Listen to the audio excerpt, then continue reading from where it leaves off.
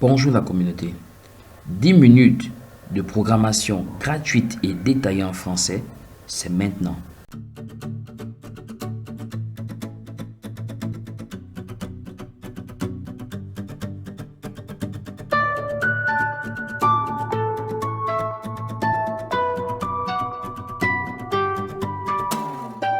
Je suis heureux de vous retrouver pour cette nouvelle formation. Aujourd'hui, je vais vous présenter un framework, notre framework intitulé CodeProx CSS.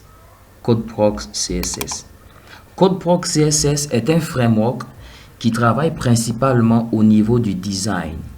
Nous vous présentons quelques applications, voilà, que nous avons développées en matière de design avec ce framework. Regardez comment est-ce qu'il est fait. Les jeux de boutons, les animations, la coloration, voilà la couleur des boutons. Tout ceci est travaillé avec CodeProx CSS. Voici une autre application développée toujours avec CodeProx CSS en matière de design. Regardez les bouts arrondis, les shadows, comment c'est bien fait, les jeux de couleurs légèrement floutés, à observer le design de l'application. Ça a été travaillé avec notre framework que nous avions développé, CodeProx CSS. Nous allons voir maintenant comment alors utiliser CodeProx CSS. C'est tout simple. Nous allons créer une page HTML, comme vous savez si bien le faire.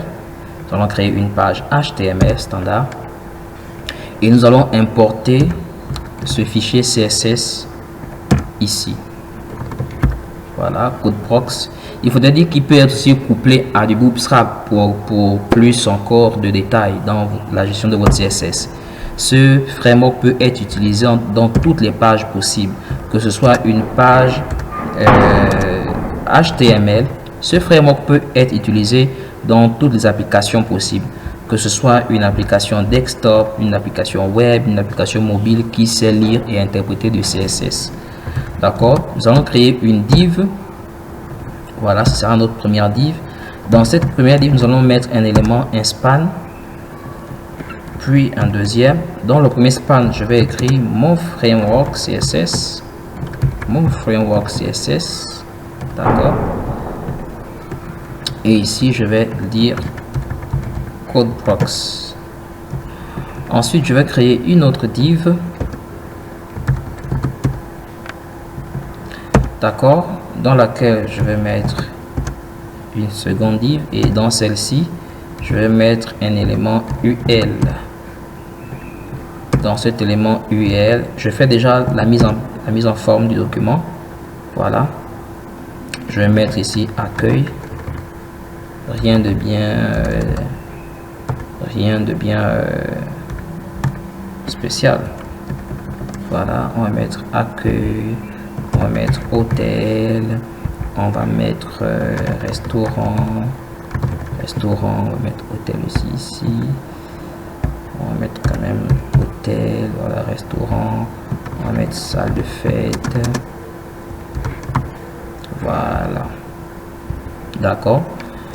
Et ici on va créer une autre div dans laquelle on va mettre, pourquoi pas encore une autre div, et ici du texte. Alors voilà, on va mettre énormément du texte, voilà, comme vous savez si bien le faire. Voici notre document, très simple. Nous allons démarrer notre serveur.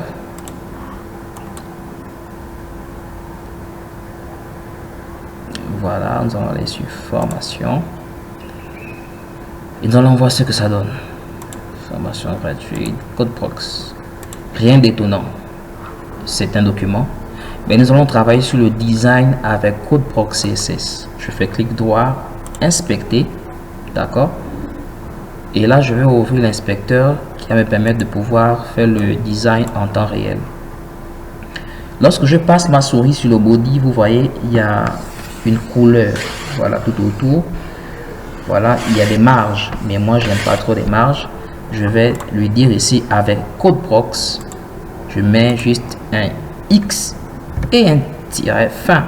Là, j'accède à tous les éléments de cette librairie. Je peux tout faire. Je vais lui dire, premièrement, tu me mets des marges à 0. Voilà, je me mets des marges à 0. Et là, mon body, je n'ai plus aucune marge. Très bien. Donc, j'ai ce premier élément, j'ai ce second élément. Dans ce premier élément, je vais lui dire, tu me donnes une couleur. Voilà. La palette de couleurs est vraiment fournie. Regardez ça. Il y a énormément de couleurs. Je vais choisir celle-là. Voilà. Je vais lui dire, tu me centres le texte. Il va faire un alignement centré. Et je vais lui dire, tu me mets un padding exemple de 2. Regardez comment en un instant, nous avons, avec quelques lignes, nous avons commencé à travailler sur le design de notre page. D'accord? Je vais coller ça déjà ici. Voilà, je vais coller tout ça ici. Donc sur le body, nous avons fait marge à 0. Et ici, nous avons fait ça. D'accord? Ici, je vais lui dire, tu me mets ce texte-là en lettres capitales. Je vais me mettre XT, T pour tout ce qui est texte. Je vais lui dire, mets-moi ça en uppercase. Il me met le texte en lettres capitales. Je vais lui dire, tu me fais un padding right de 3 par exemple. Il me fait un padding right de 3. Regardez comment en quelques lignes de code, nous arrivons à travailler sur le design de cette application ou de ce site web. D'accord? Je viens ici, je vais lui dire, tu me mets ce texte là en gras. D'accord? Et tu me mets ce texte là un font size de 20 pixels. Il me met ça en font size de 20 pixels. Waouh! Comment en quelques lignes de code, nous avons pu déjà designer une en-tête de page. Une en-tête de page en quelques lignes de code. Très bien. Je viens ici sur ce deuxième élément. Je vais lui dire, pour lui, tu m'occupes toute la largeur de la page. Je vais faire X. Voilà. Sur la view là, tu prends 100%. Il se met sur 100%. Il occupe 100% de cette view. Si je mets la souris, vous voyez que c'est de gauche à droite, il occupe 100%.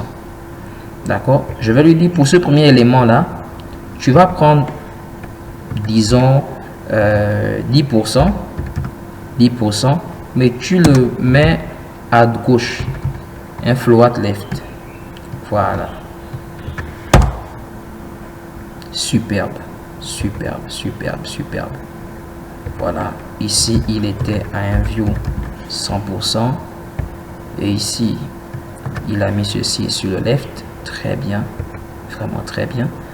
Et je vais dire par contre, l'autre, tu vas le mettre, tu vas prendre le reste, c'est-à-dire 90.